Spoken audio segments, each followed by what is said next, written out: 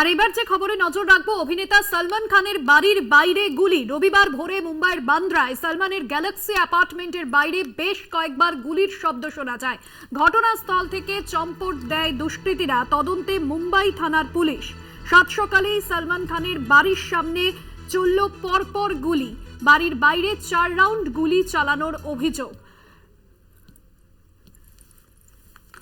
আমাদের প্রতিনিধি সুদীপ্ত সেন রয়েছেন ফোন লাইনে। সুদীপ্ত, দুষ্কৃতীদের কি এখনো পর্যন্ত কোনো চিহ্নিত করা গিয়েছে? মুম্বাই পুলিশ সূত্রে কি জানা যাচ্ছে?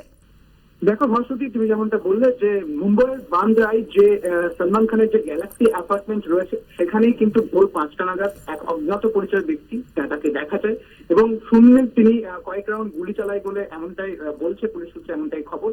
যেখানে সিসিটিভি ফুটেজ দেখে এখনো পর্যন্ত দেখার চেষ্টা করা হচ্ছে এবং তল্লাশি চালাচ্ছে মুম্বাই পুলিশ।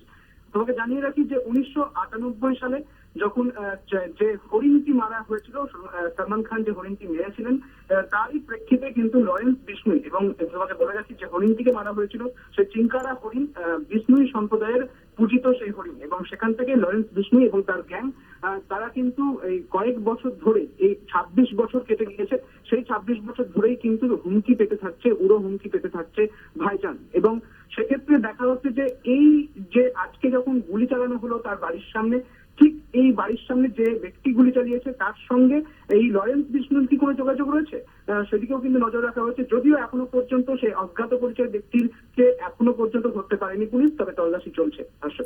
একদমই ধন্যবাদ জানাবো। সুদীপ্ত সেন প্রতিনিধি ছিলেন ফোন লাইনে।